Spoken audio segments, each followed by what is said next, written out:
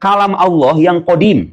Yang qadim itu artinya apa? Yang tidak kalam Allah yang berada pada zat Allah, yang qadim, itu tidak terdiri dari huruf, suara, dan bahasa. Hakikatnya kita nggak tahu. Tapi kenapa dia harus ada? Kenapa dia harus ada? Karena kalau Allah tidak bicara, berarti Allah bisu dong. Paham nggak? Mana yang lebih sempurna, no? Bicara atau tidak? Bisa bicara atau tidak bicara? Bagus. Allah maha sempurna. Allah punya sifat kalam yang qadim, yang tidak terdiri dari huruf, bahasa, dan suara. Dan itu ada pada zatnya. Kemudian, kalam ini Allah wahyukan dengan cara yang kita nggak tahu.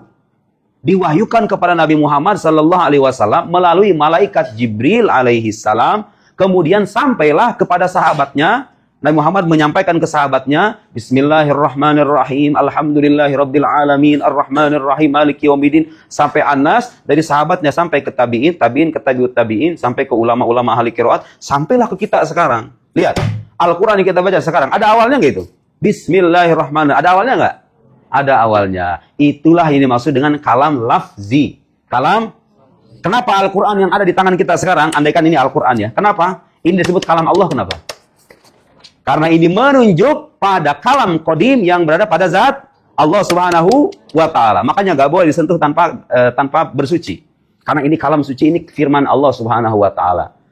Tapi ketika Allah mewahyukan Al-Quran, cara Allah mewahyukan tidak dengan seperti halnya kita ngomong kayak gini. Bismillahirrahmanirrahim. Alhamdulillah. Enggak. Paham? Tapi Allah memberitahu malaikat Jibril supaya disampaikan ke Nabi Muhammad, bunyi dari Al-Fatihah itu begini, bunyi dari Al-Baqarah itu begini. Tapi Allahnya sendiri tidak melafalkan bahasa, tidak melafalkan kalam dengan huruf dan suara. Tapi Allah memberitahu Nabi Muhammad, memberitahu malaikat Jibril, ini Al-Quran bunyinya itu begini.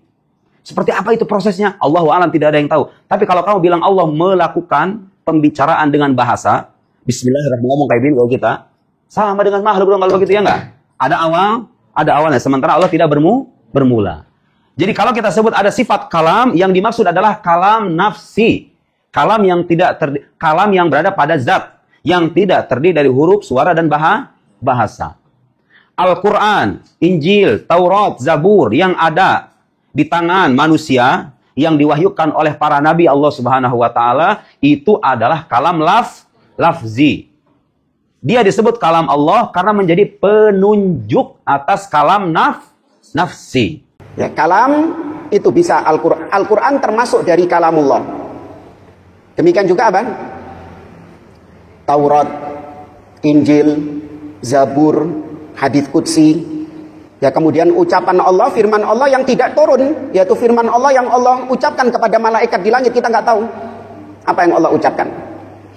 Dan kalamullah, firman Allah itu bisautin wa harfin, dengan suara yang didengar dan dengan huruf yang ditulis. Ini akidah ahli sunnah yang berbeda dengan akidahnya Asy'ariyah. Kalau Asy'ariyah nggak mau menetapkan kalamullah bisautin. Mereka mengatakan kalamullah tidak pakai suara, tapi kalamun nafsi, ucapan yang ada di dalam dirinya Allah. Orang bisu itu bisa ngomong dalam hati nggak? Bisa. Tapi ngomong dengan lisan bisa? Nggak bisa. Mereka menyerupakan Allah dengan orang bisu.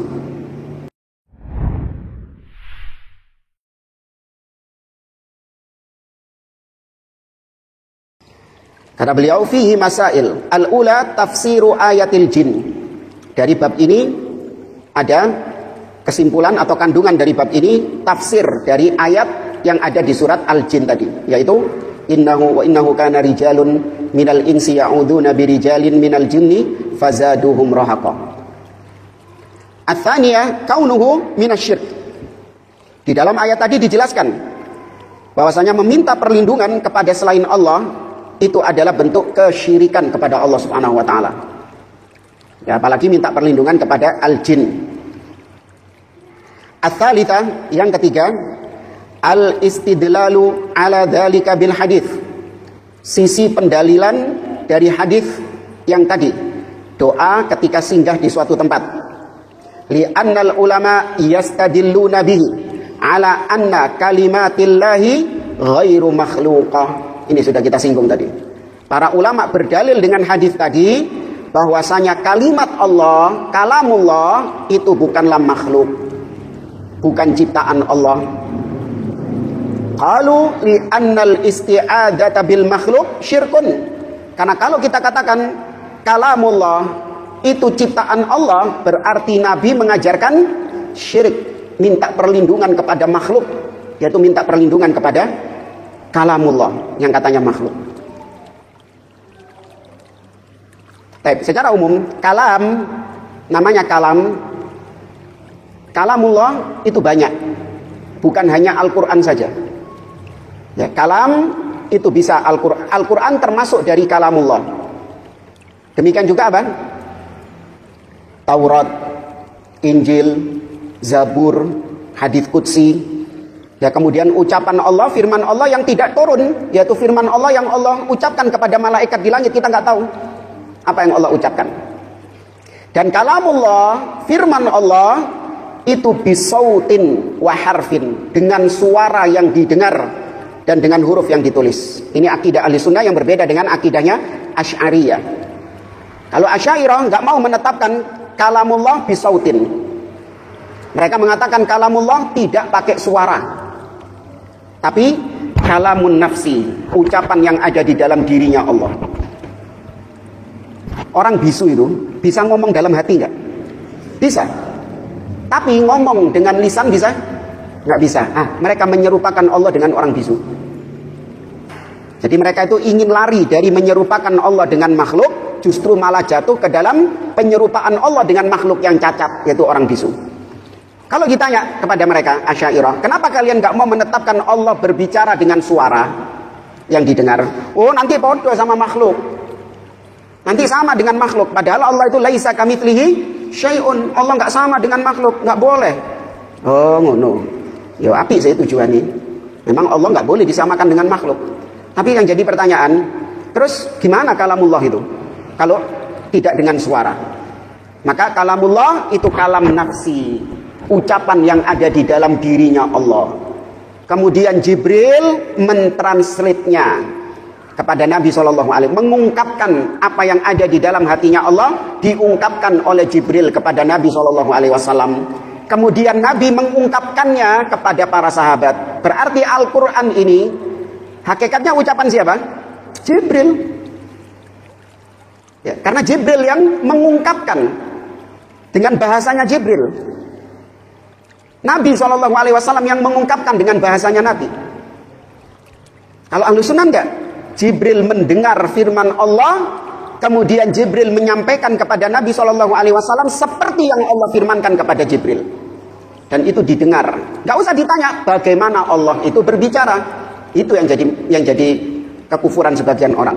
Dibayangkan kalau Allah ngomong berarti Allah punya mulut, berarti Allah punya lidah, berarti Allah punya pita suara. Kadon kon. Siapa bilang kalau ngomong itu harus punya mulut? HP ini bisa ngomong nggak? Bisa. Antum ngomong sama AI apa, ChatGPT atau apa itu, ngomong. Ada mulutnya? Nggak ada. Nabi mengatakan dalam riwayat Imam Muslim, di akhir zaman kelak orang-orang Yahudi akan diperangi oleh kaum muslimin. Hatta ikhtaba al-yahudu wara al-hajar wasyajar. Sampai-sampai Yahudi kabur, lari tunggang langgang, bersembunyi di balik bebatuan dan pepohonan. Maka batu dan pohon kemudian berkata, Ya Abdullah, ta'al, hada Yahudi warai faktulhu. Wahai hamba Allah, wahai Muslim, kemarilah. Di belakangku ada Yahudi sembunyi, rineo patenono. Siapa yang ngomong itu? Batu. Duh, batu bisa ngomong? Iya, Nabi sing cerita. Kalau anak yang ngomong, percaya antum? Saya yang bicara tadi. Misalnya saya tadi nyerempet, ada batu besar, dipisui ya sama batu. Percaya antum? Iya, jangan. Tapi kalau Nabi yang berucap, harus apa? Harus diyakini, harus percaya, itu konsekuensi dari syahadat yang antum ucapkan. Ya, maka kita meyakini batu bisa ngomong, batu bisa ngomong. Baik, apakah kemudian batunya punya mulut? Itu kalian lihat kartun. Ya, batunya punya mulut, pohonnya punya mulut, yang kemudian berbicara. Kebanyakan lihat kartun. Maka nggak melazimkan berbicara berarti punya punya mulut. Maka kita tetapkan Allah Subhanahu wa taala berbicara. Ya, namun nggak boleh ditanya bagaimananya bicara Allah tersebut. Nabi Musa Allah sebutkan di dalam surat Toha, di awal-awal surat Toha, ada dialog antara Allah dengan Nabi Musa. Karena Nabi Musa ini disebut dengan kalimullah, yang diajak bicara langsung sama Allah. Ketika di Bukit Tur, jadi Sinai, Allah mengatakan kepada Nabi Musa, "Inni ana rabbuka fakhla' na'laika innaka bil wadil muqaddasi tuwa." Wahai Musa, sesungguhnya aku adalah Rabbmu. Maka lepaskan kedua sandalmu karena kau berada di lembah yang suci, yaitu lembah Tua. Wa ana ikhtartuka fastami' lima yuha. Kata Allah, dan sesungguhnya aku memilihmu wahai Musa, fastami' maka rungokno. Dengarkan apa yang akan diwahyukan kepadamu. Berarti Nabi Musa mendengar atau tidak? Mendengar. Kalau kata orang-orang Asy'ariyah, kalam nafsi, berarti Nabi Musa nggak ngerungu. Adzannya. Iya, kalau di tempat anak adzan. Tapi kita dengarkan adzan.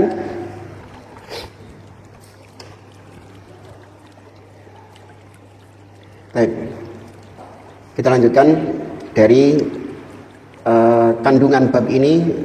Nomor 3, kata Syekh Muhammad bin Shalih Al-Utsaimin, "Annal isti'adzata bi kalimatillah la takhruj an kauniha isti'adzatan billah, li'annaha sifatun min sifati." Meminta perlindungan dengan kalimat-kalimat Allah itu tidak keluar dari makna isti'adzah.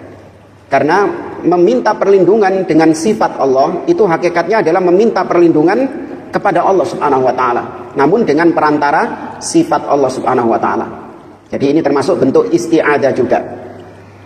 Ya, maka doa tadi itu termasuk bentuk isti'adzah, minta perlindungan kepada Allah Subhanahu wa taala. Ar-rabi'ah, kandungan yang keempat dari bab ini, fadilatu hadzal du'ai ma'a ikhtisarihi. Keutamaan doa ini, padahal doa ini sangatlah pendek, tapi faedahnya sangatlah besar, manfaatnya sangat besar, padahal kalimatnya, doanya sangat pendek. A'udzu bikalimatillahi tammat min syarri ma khalaq. Antum hafalkan, hafal ya sudah ya? Sudah hafal, iyalah. Anak-anak wae hafal kok sedekah. Kemudian al-khamisah, yang kelima, anna kauna syai'i yahsulu bihi manfaatan dunyawiyatan min kaffin aw syarrin aw jalbi naf'in la yadullu ala annahu laisa minasyirk. Kata beliau, sesuatu jika memang terbukti mendatangkan manfaat duniawi, entah manfaatnya ini dalam bentuk kita terhindar dari keburukan atau kita mendapatkan untung, meskipun itu mendapatkan manfaat demikian, namun tidak berarti serta-merta hukumnya berubah dari syirik menjadi tidak syirik. Hanya gara-gara ada manfaatnya. Ngerti maksudnya ya? Tadi sudah kita singgung sebenarnya. Seperti di sini kata beliau, annahu qad yakunu syai' minasyirik walau hasala laka fihi manfaat. Terkadang sesuatu yang syirik itu memang bisa mendatangkan manfaat. Kita nggak mengingkari itu. Terkadang sesuatu yang syirik itu bisa mendatangkan manfaat, iya. Namun fala yalzam min husulin naf'i ayyan tafiya syirk. Namun bukan berarti ketika mendapatkan manfaat maka hukumnya berubah dari syirik menjadi nggak syirik hanya gara-gara mendatangkan manfaat. Nah, ini kan kalau kita lihat fenomena yang kemarin itu, ya, kita sempat lihat beberapa potongan-potongan video itu, di mana ada sebagian orang yang menggunakan kaidah ini. Karena ini manfaatnya banyak, maka jangan diharamkan. Berarti hukumnya nggak haram karena manfaatnya banyak. Apa yang lagi viral sekarang? Son horeg. Ya. Manfaatnya banyak. Bisa meningkatkan UMKM. Apalagi? Apa yang disebut lah, membantu. Nanti hasilnya itu bisa membantu orang miskin, anak-anak yatim, ya, bangun masjid dan yang lainnya. Manfaatnya banyak, kok diharamkan? Maka ini kaidahnya. Kalaupun memang betul itu manfaat, namun tidak menjadikan hukumnya berubah. Yang syirik tetap syirik, yang bid'ah tetap bid'ah, yang haram tetap haram. Fal insan qad yantafi'u bima huwa syirk. Maka terkadang manusia mengambil manfaat padahal itu syirik. Khamr misalnya, Allah menyebutkan dalam surat Al-Baqarah, yas'alunaka 'anil khamri wal maisir. Mereka bertanya kepada Muhammad tentang khamr dan judi. Qul fihima ithmun kabirun wa manafi'u linnas. Allah mengatakan, katakan wahai Muhammad, di dalam judi dan khamr ada dosa yang besar, tapi juga ada apanya? Manafi', ada manfaat. Allah tidak menafikan adanya manfaat. Namun bukan berarti kalau ada manfaat berarti hukumnya nggak haram. Berarti boleh karena ada manfaatnya.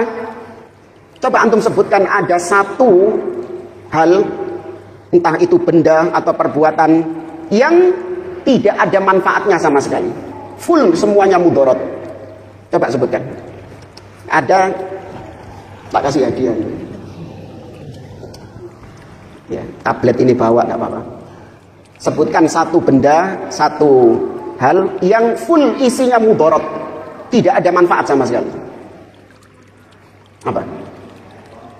Zina. Ada manfaat. Ya, apa manfaatnya?